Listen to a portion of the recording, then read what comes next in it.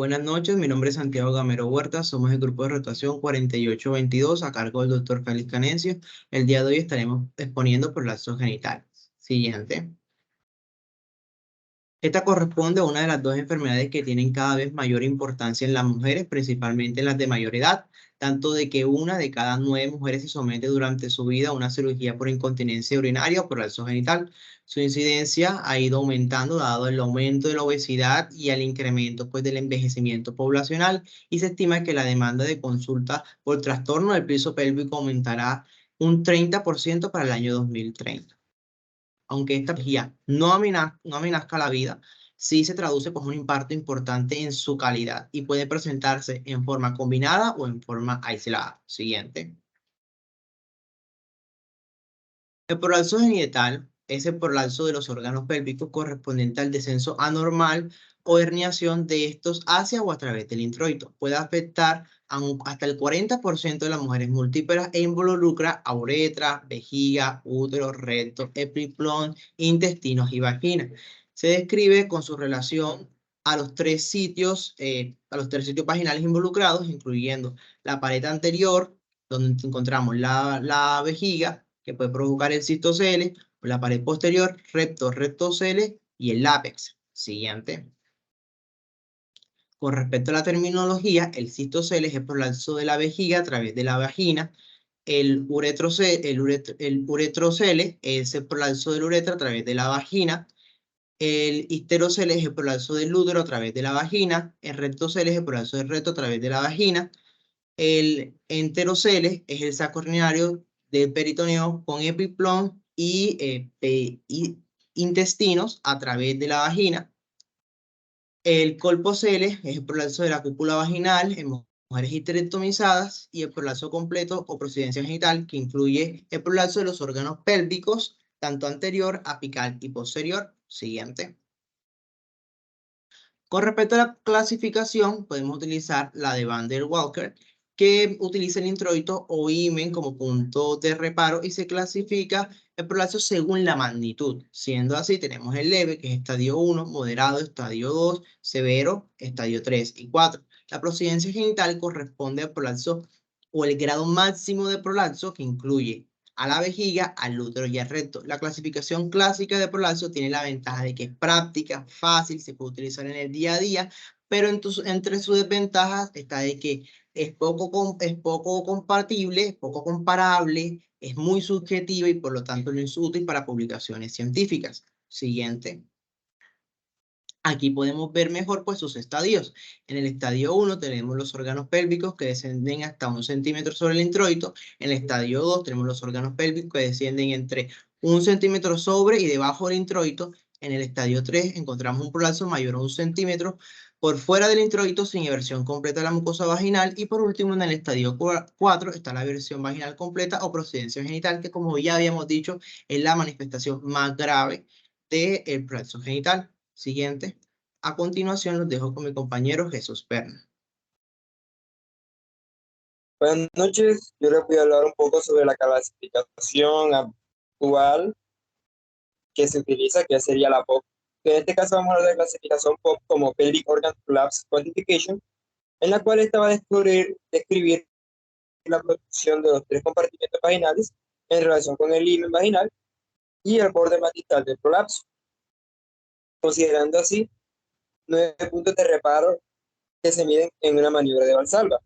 Tenemos que tener en cuenta de que se referencian varios puntos, punto A y punto B, los cuales pueden ser anteriores. Siguiente, por favor.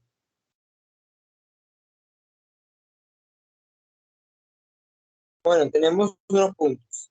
Como dije anteriormente, tenemos unos puntos A y B que pueden ser anteriores o también posteriores. En este caso sería A o BA de anterior y AP o BP de posterior. También tenemos un punto que es el labio anterior del cuello uterino o el punto C, labio anterior del cuello uterino. Y en ausencia del útero se refiere a la cúpula vaginal. Estos puntos pueden ser también positivos y negativos dependiendo si se encuentran adentro y hacia cefálico del anillo lineal, o positivos si salen o se proyectan a través del introito. Y tenemos también la longitud vaginal total, el IVT, también el hiato genital, el cuerpo perineal. Además de esto, tenemos que tener en cuenta que la longitud vaginal total y también el hiato genital y el cuerpo perineal se mide su distancia en centímetros. Yéndonos un poco más a fondo, tenemos unos puntos, como dije, que son anteriores. En este caso, son aquellos los cuales se van a ubicar en la pared anterior de la vagina y su alteración va a determinar el descenso de la vejiga y de la uretra. Tenemos el punto AA, que sería anterior, punto A anterior, el cual este se ubica a 3 centímetros del meato urinario y corresponde a la uretra. Por definición, su rango va más o menos de menos 3 a más 3. Tenemos el punto BA.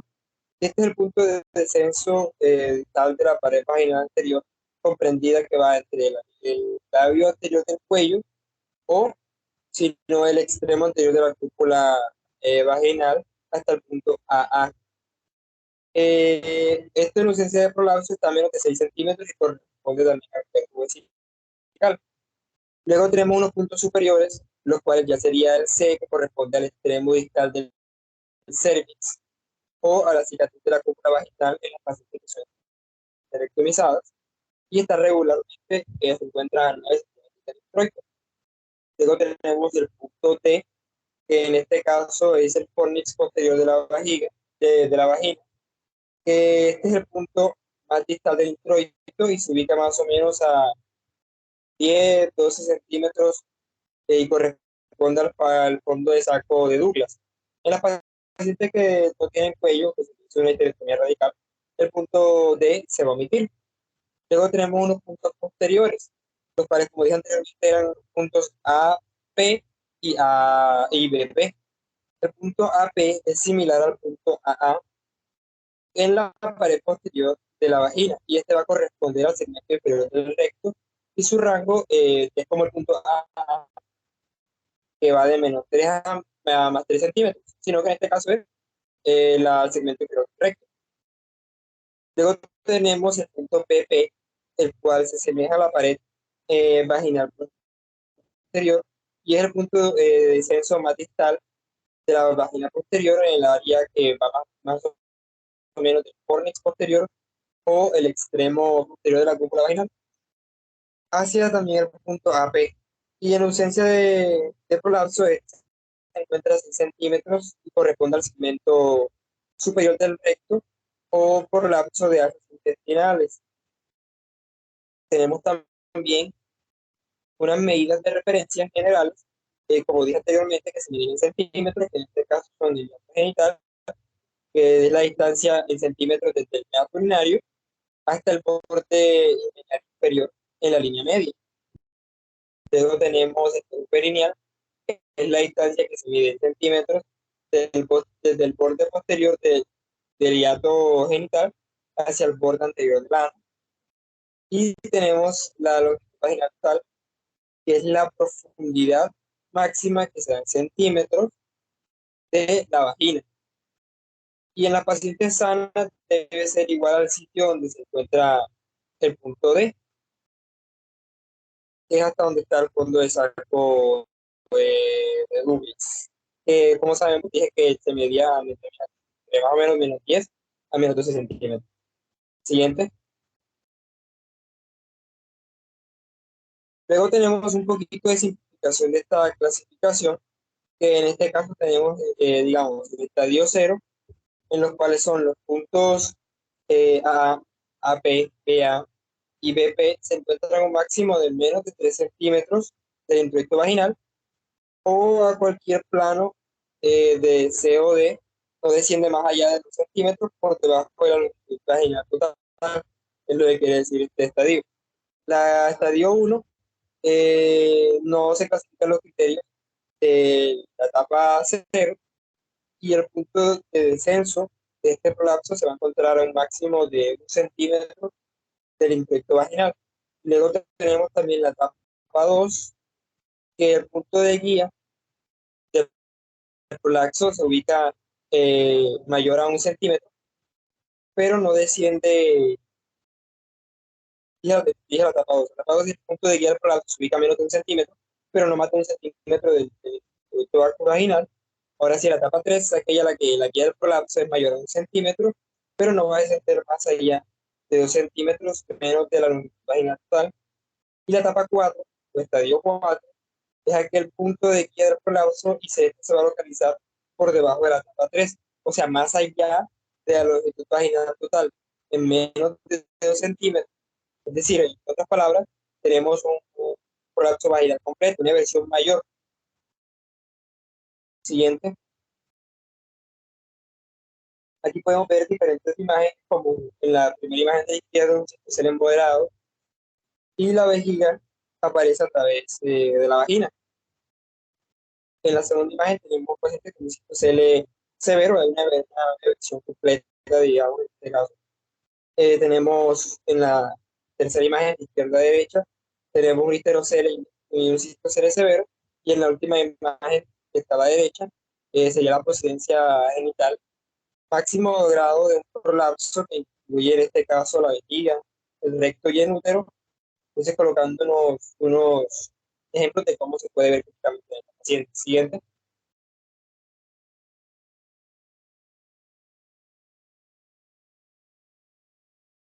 En la epidemiología tenemos de que el prolapso eh, por encima o hasta el himen, este suele ser más que todo asintomático en las pacientes y no requiere tratamiento si no produce síntomas.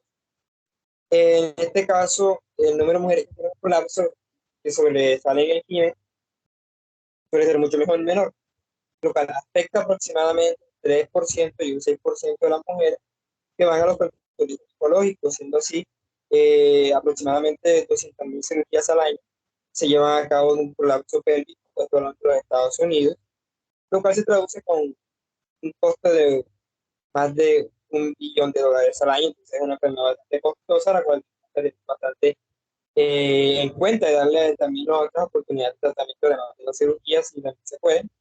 Y que en Colombia la prevalencia del prolapso de órganos pélvicos es del 29,95%. Este tipo de prolapso que es más común es el del compartimiento anterior, un 38,87%. Luego se sigue del posterior, que es de un 23,94%. Y el grado de prolapso más frecuente fue el grado 2, en un 33,2%. Menos frecuente el grado 4, 6,19% en las pacientes. Entonces normalmente no suele darse de manera complicada esta enfermedad. Luego tenemos que saber la edad, que es un factor de riesgo, que la frecuencia más alta se encuentra en mujeres más allá de 50 años. Recordemos que estas pacientes entran a la menopausia y los cambios hormonales producen adelgazamiento de la pared vaginal, que puede predisponer a las pacientes a tener un prolapso de órganos pélvicos. También tenemos pacientes que eran grandes multíparas por alteración en el colágeno, lesión en el suelo pélvico, con pacientes de más de 5 partos, en las cuales la frecuencia del prolapso organopélvico fue 7,86%, y se podemos encontrar en las pacientes con los síntomas incontinencia fecal, urinaria y urinaria oculta en un 2,8%, 3,31,8% y 54,6% respectivamente en las pacientes con SOP. Siguiente, y aquí lo dejo con mi compañera Agustina.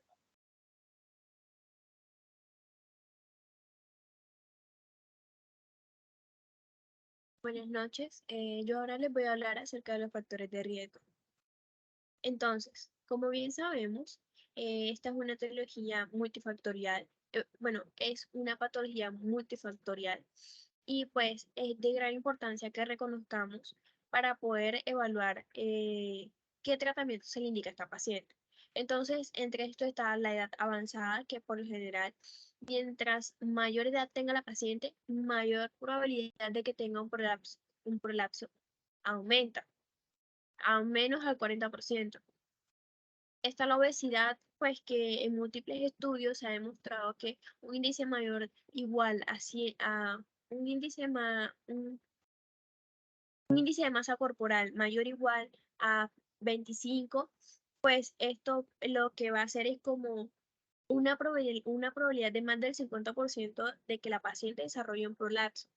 Pero estos estudios han demostrado que a pesar de ser un factor de riesgo del desarrollo, este no va a ser como una preventiva si se llega a perder el peso. Está también los antecedentes de prolapso familiar por enfermedades de colágeno, como la enfermedad de Marfan, el tabaquismo, la tos crónica, la posmenopausia, estados hipoestrogenismo, que está relacionado con la menopausia, el parto vaginal, el cual es uno de los factores de riesgo más importantes. Y pues hay un estudio que es el de Oxford Family Planning Study, encontró que pues una paridad vaginal de 1 confiere 4 veces más riesgo pues, de desarrollar prolapso a una paridad de 2. Entonces, además, hay otros estudios que han demostrado que la movilidad de la vejiga y de la uretra aumenta durante el embarazo, siendo observado mayores cambios en el tercer trimestre. Entonces, el parto, pues lo que va a hacer es, especialmente si instrumental, aumentar el riesgo, ya que el uso del forceps va a aumentar la probabilidad 2 veces. Y otros están los obstétricos, como es el peso del bebé, la duración del pujo en la segunda etapa del parto o un parto domiciliario. Además, está la raza de la paciente, que tenga antecedente de una histerectomía, paciente que tenga como antecedente un antecedente familiar de primer grado con, sí, que también las ocupaciones, como levantar objetos pesados. Siguiente, por favor.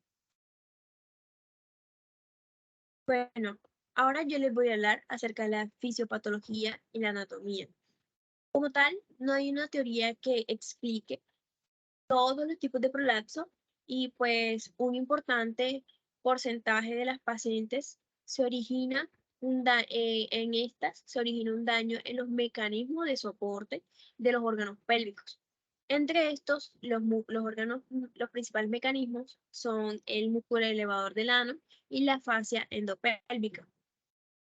El músculo elevador del ano pues, va a estar conformado por 3 asas musculares: el pubo rectal, el iliococcígeo y el pubococcígeo. Estos lo que van a hacer es rodear las estructuras de la pelvis, entre estas la uretra, la vagina y el recto.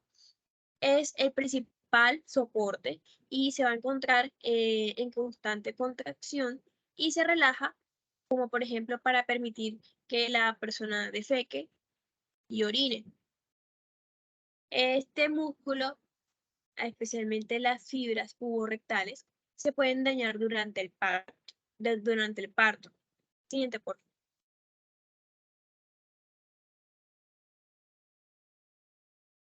Bueno, entre los daños que había mencionado anteriormente del músculo de las fibras puborectales están el microtrauma y el macrotrauma. ¿En qué se diferencia? Que el microtrauma, como su nombre lo dice, es algo pequeño. Lo que va a ser una disfunción muscular que por lo general demora hasta 6 meses en recuperarse y esto es secundario a una denervación. El macrotrauma pues se va a manifestar como una desinserción o avulsión del músculo desde la sínfisis. Y esto va a corresponder a un mayor daño, como su nombre lo indica. Siguiente, por favor.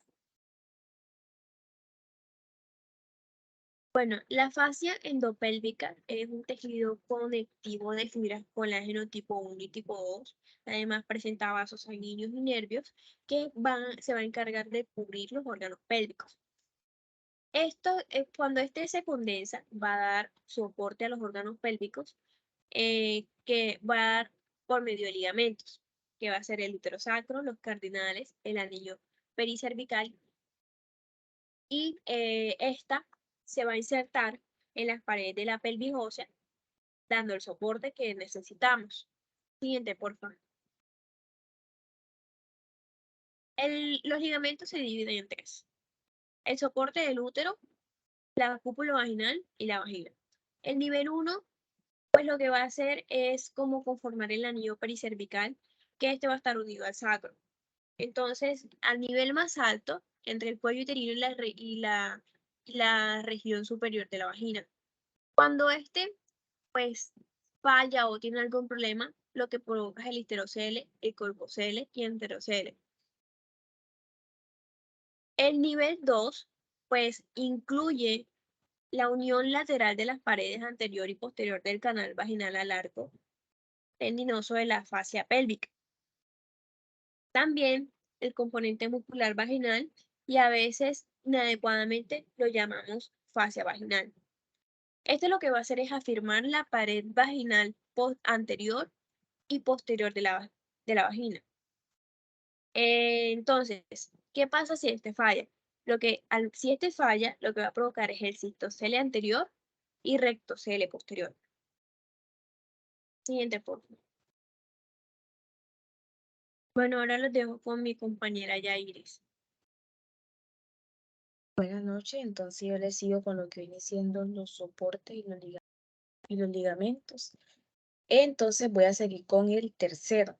En el nivel 3 se compone de la fijación de la pared vaginal desde la parte anterior, que va desde la sínfisis del pubis, hasta la parte posterior del cuerpo perineal. Este último se compone desde el esfínter ano externo, el músculo superficial del perine y la membrana perineal. Todo esto viene dado a nivel del introito, lo que implica en el prolapso tanto de la pared anterior como de la pared posterior. Cuando estos tres niveles están intactos, hay un soporte que es continuo desde el periné hasta el sacro. Cuando hay dilución, puede ocurrir cualquier nivel de apoyo y puede involucrar a más de un nivel, dando lugar al prolapso. Entonces, con esto podemos entender de que todos estos niveles son importantes que mantengan en su lugar, porque si cualquiera de estos tiene disrupción, pues puede causar el prolapso. Y es esencial que la integridad de este sistema de apoyo y la indemnidad del músculo debajo del ano proporcionen la plataforma de apoyo para el resto de los órganos pélvicos. Siguiente diapositiva. Entonces, para el diagnóstico, usamos lo que viene siendo la historia clínica. La historia clínica es esencial porque por medio de la anamnesis, la paciente puede referir todos los síntomas. Dentro de los síntomas, ella va a decir, no, yo siento como un bulto, siento un peso en la vagina, siento como que tengo una protrusión por vía vaginal, siento que tengo misiones que no controlo o alteraciones urinarias, o también tengo síntomas defecatorios. Te puede venir con cualquiera de estos signos y síntomas, o también te puede decir que viene con disfunciones sexuales, úlceras. Entonces, este prolapso se asocia a quejas que son referidas desde el intestino a la vejiga, o sea, involucra varias partes, incluyendo la sensación de presión pélvica, que se siente obstruida, necesidad de inmovilización, inclusive hay algunas que se colocan los dedos en la vagina para tener ese apoyo al momento de la defecación o al momento de la misión. Tiene urgencia urinaria, entre otros síntomas. Entonces, yo a mi paciente le debo hacer unas preguntas que sean objetivas. Le puedo preguntar, ¿tiene sensación de abultamiento en su vagina? ¿Siente que algo le cae o siente verse venir algo? Son preguntas clave. Siguiente. Entonces, para el examen físico, colocamos a la paciente en posición ginecológica, que ella esté en reposo y le hacemos la maniobra de Valsalva. ¿Por qué se realiza la maniobra de Valsalva? Porque por medio de la maniobra de Valsalva ejercemos presión, y al ejercer presión, pues los órganos protruidos van a salir y de esa forma los podemos visualizar y vemos el nivel de protrusión que tiene la paciente.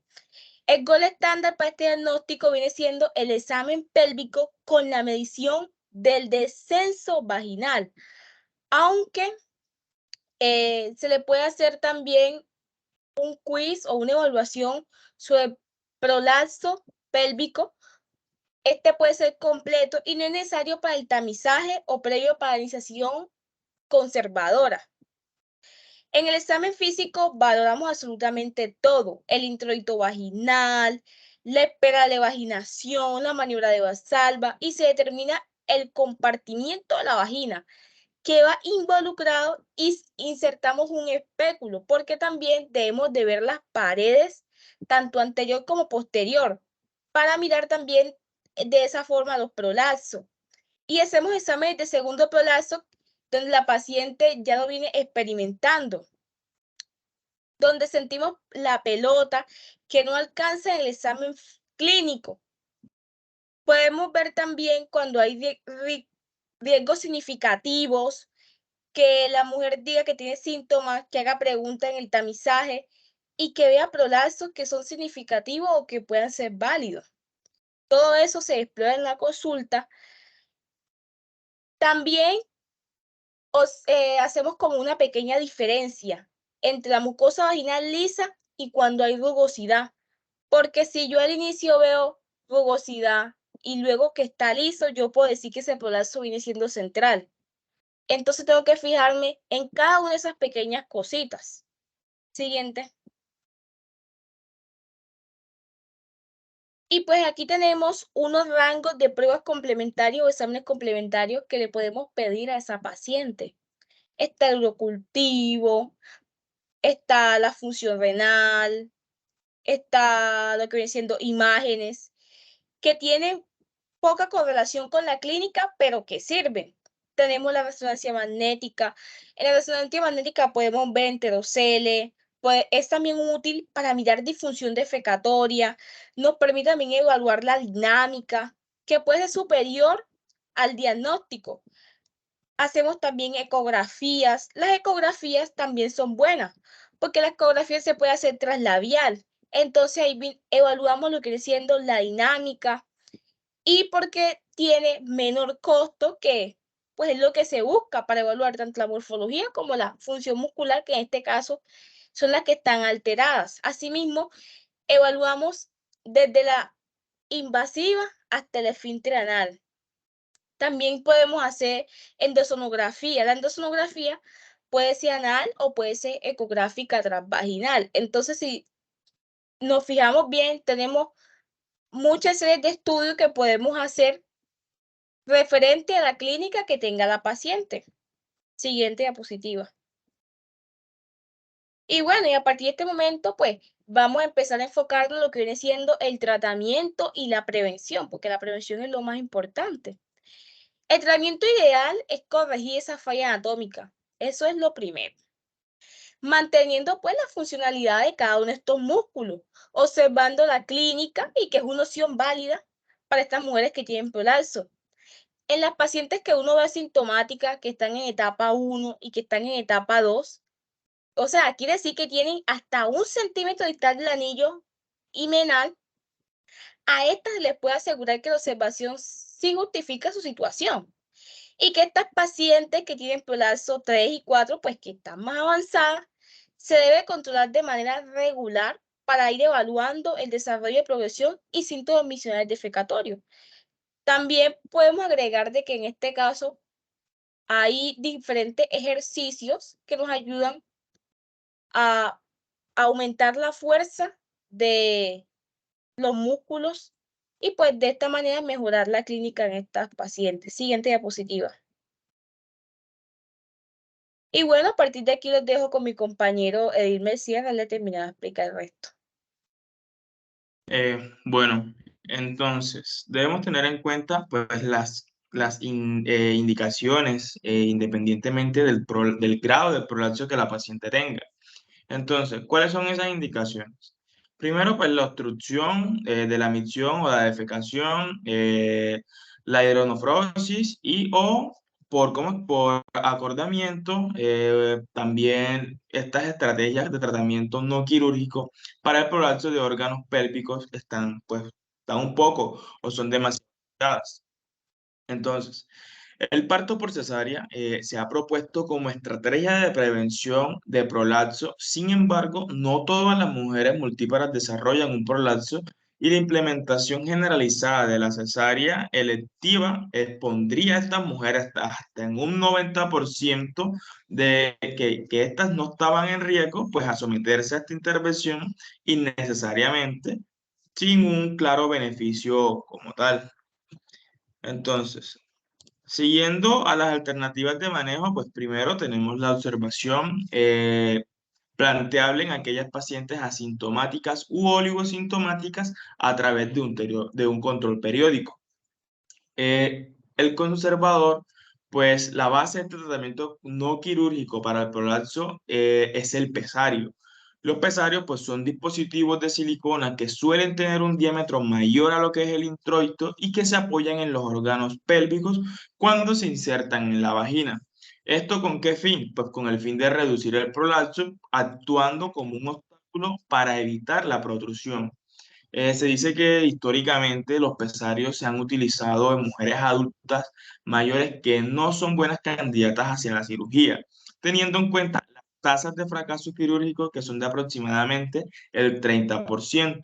Entonces, estos pesarios que nos ofrecen, pues nos ofrecen una alternativa no quirúrgica bastante razonable y pues estos dispositivos no requieren cuidados especiales, ya que si no se sacan o se lavan, pues pueden tener úlceras vaginales e infecciones.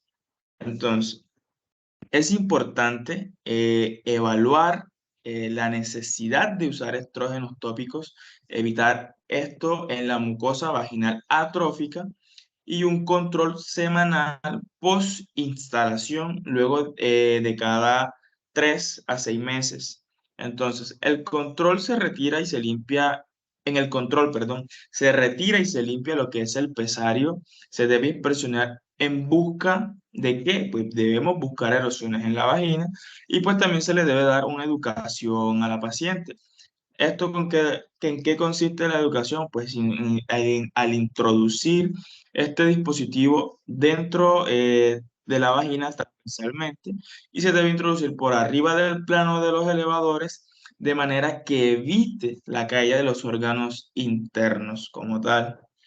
Entonces, pues aquí tenemos los tipos de pesario que más se ven usualmente, y pues tenemos cómo se coloca cada tipo de pesario, siendo uno de los más comunes, pues el pesario en dona, que es el que más vemos nosotros comúnmente. Entonces, siguiendo con otras estrategias de manejo médico que buscan mejorar la musculatura del piso pélvico, pues tenemos la kinesiterapia, que son ejercicios del piso pélvico, que esta la podemos catalogar como otra forma de estrategia de prevención propuestas por las pruebas limitadas para desarrollar su uso. Sin embargo, la kinesioterapia del piso pélvico no tiene mucha cabida en lo que es el prolapso del piso pélvico mayores a mujeres que tengan estadio 2. También tenemos los estrógenos que buscan mejorar el trofismo de la musculatura vaginal y pues el quirúrgico que es la base de tratamiento del prolapso en órganos pélvicos sintomáticos. Pues ya sabemos que toda mujer que tenga un prolapso sintomático, pues el tratamiento de elección va a ser la cirugía. Bueno, eh, siguiendo con las alternativas de tratamiento, los procedimientos obliterativos en el que la vagina se amputa o es amputada, se realizan por vía vaginal y reportan altas tasas de éxito con baja morbilidad, y estos procedimientos son apropiados en las mujeres que no desean coito vaginal a un futuro. También tenemos la colpoclesis parcial, que consiste en la obliteración parcial del canal vaginal, dejando un conducto estrecho de drenaje, y para esto existen dos técnicas: colpoclesis de Lefort y la colpoclesis de Lathar. La colpoclesis total es la resección de la mucosa vaginal previa a la histerectomía, que queda en el canal vaginal. Aquí pues los dejo con mi siguiente compañero, Daniel Sotelo.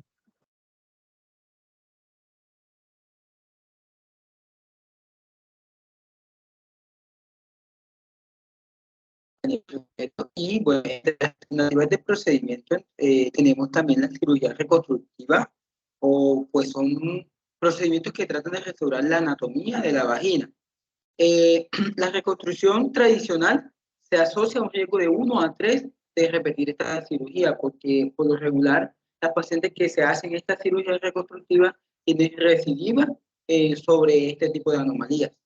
Y también tenemos el compartimiento anterior, que es uno de los procedimientos que se realiza, en el cual se hace una plastia vaginal tradicional, que es la primera línea de tratamiento, pero esta consiste en una aplicadura de la fascia cisto-vaginal. Ahora, hay ciertas recomendaciones que hay que tener en cuenta, como en el caso de que siempre existe la necesidad de reparación apical, especialmente en los estadios 3. Y también que el uso de mallas no mejora como tal los síntomas que se presentan y pueden agregar otras complicaciones. Su uso como tal, el uso de las mallas, no está aprobado por la FDA, pero debe ser evaluado cada caso en cada persona, porque recordemos que cada persona va a ser un mundo diferente. Siguiente. Bueno, en cuanto a la técnica quirúrgica, pues tenemos que tener en cuenta que hay que tener un material necesario. Entre el material necesario para hacer estos procedimientos, debemos tener pinzas, bisturí, tijeras, pinzas de disección, pinzas de mosquito, separador, válvulas vaginales. Además de eso, un instrumental específico, como es el caso de las agujas de punción para el abordaje, para poder suturar. Vamos a tener también la malla de propileno que vamos a utilizar en estas pacientes. Y en cuanto a la técnica, vamos a utilizar anestesia en el procedimiento, que va a ser pues ya administrada por parte del anestesiólogo, que puede ser una anestesia raquídea o general, y vamos a tener una preparación del paciente. Ante todo, una buena historia clínica, sabe conocer los antecedentes de este paciente. Vamos a hacer una limpieza de asepsia y antisepsia, que puede ser en la vagina, incluso incluir el ano. El ano es opcional, pero necesariamente tiene que hacerse en la vagina. Además de eso, vamos a colocar una sonda Foley a la paciente, por ejemplo, que hay de relajación de esfínteres, a colocar la anestesia y que la paciente pueda contaminar la cirugía, sin contar de que como procedimiento va sin el órgano genital, es muy más cómodo, más recomendable utilizar la sonda. Siguiente.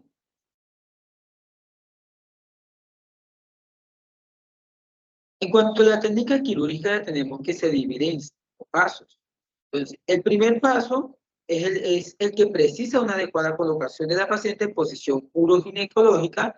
Esta se hace una incisión vaginal media y una disección de la mucosa vaginal en el sentido lateral hacia el agujero o obturador.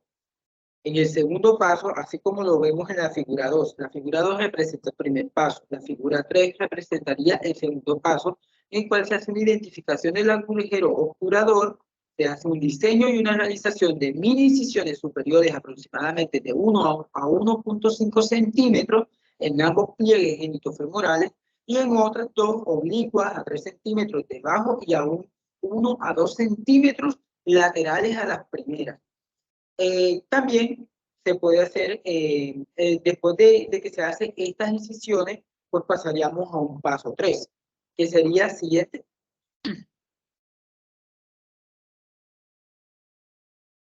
En el tercer paso, como lo podemos observar en la figura 4, hay una introducción y el paso de las agujas por las mini incisiones. Además de eso, pues se tiene que tener en cuenta de que ese paso de las agujas tiene que ser por encima del nivel del clítoris y que van a pasar por la parte superior del agujero obturador. Van a ser paralelas a la rama isquiopubiana y el control se hace bimanual con el paso de la aguja. Eso correspondería al cuarto paso en cuanto a al paso de la aguja. Correspondería al quinto paso, como lo pueden observar en la imagen, el doctor que está haciendo el procedimiento, pues lo hace de manera bimanual.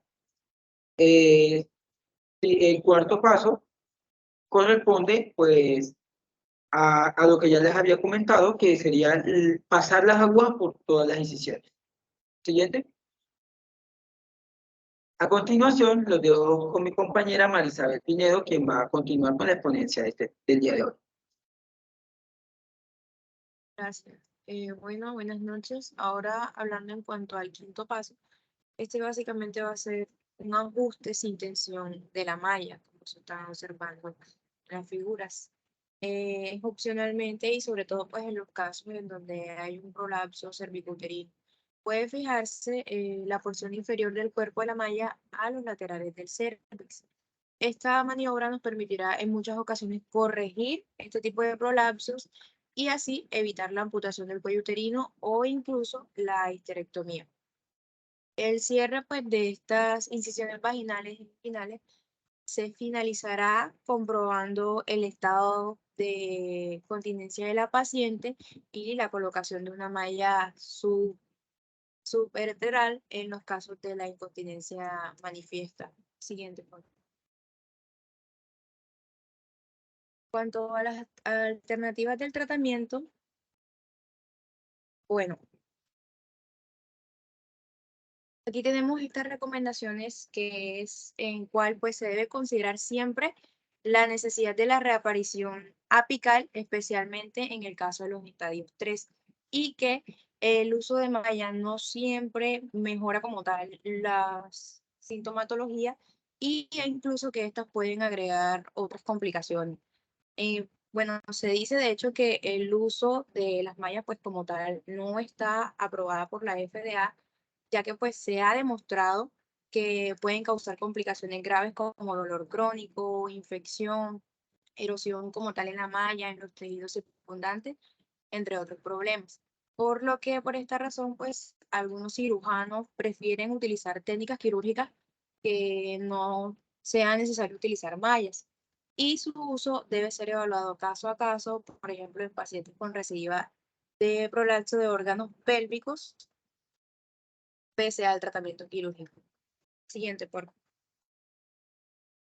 Bueno, en cuanto a las alternativas del tratamiento, aquí tenemos en el compartimiento apical, tenemos, por ejemplo, la colposacroplexia vía abdominal o laparoscopia, en donde lo que se hace es que se fija el cuello al promontorio sacro por medio de una malla que se fija a la cúpula en caso pues de ser una paciente que esté previamente histerectomizada o al cervix en caso de complementarse con una histerectomía subtotal. Y aquí lo que se hace es que, por así decirlo, se clava al sacro con unos clavos que son de titanio que se llaman PROTAC, o una sutura, y nunca debe hacerse inmediatamente posterior a una histerectomía total. Lo ideal es que la malla se fije al cuello del útero para así evitar complicaciones, principalmente como por ejemplo las erosiones. Entonces, también tenemos técnicas vaginales como por ejemplo la suspensión o ligamento sacroespinoso vaginal, que es donde se coloca una malla quirúrgica entre los ligamentos sacroespinosos, que es una estructura ósea pues en la pelvis, y entre la pared vaginal para así proporcionar soporte y sostener los órganos pélvicos en su posición adecuada. Esto se considera una técnica menos invasiva que como tal la plastía vaginal tradicional, ya que en esta pues se utiliza una incisión vaginal más pequeña y no se requiere de una sutura en la pared vaginal. Sin embargo, como en cualquier procedimiento quirúrgico, hay riesgos asociados como infección, sangrado, que haya dolor crónico y problemas de cicatrización y también disfunción sexual. También encontramos la suspensión al ligamento uterosacro o McCall alto, que bueno, de hecho se compararon todas estas técnicas, la colprosacropexia vía abdominal versus la suspensión al ligamento sacroespinoso vaginal y se demostró que bueno, la colposacropexia muestra como tal mejoras significativas como en cuanto al estadio, que pasa a un estadio 2 o incluso menor a este, y también tiene una menor recidiva del prolapso de cúpula. También que como tal, pues no existen estudios que comparen esta técnica, o sea, la colposacropexia, con la vía abdominal con la laparoscopía. Pero en general se ven pues resultados mejores con esta. Sin embargo, como tal, las técnicas vaginales presentan menores costos, tiempo y lo que serían dolores postoperatorios. Entonces, por esto se deben considerar en pacientes que tengan, pues, que sean añosas, que tengan una actividad sexual limitada y que sea, por ejemplo, un complemento a cirugía de compartimiento anterior a posterior. También hay otra que sería el compartimiento posterior, que como tal no lo observamos, pero aquí básicamente se habla de que como tal se demostró que el uso de estas mallas de Vicryl no mejoran la recidiva, entonces la reaparición de sitios específicas es igual a colporrafia posterior en una tasa de éxitos y dispareo único. Y que se debe preferir el abordaje transvaginal sobre la transanal al tener pues una mayor tasa de cura. Siguiente, por favor.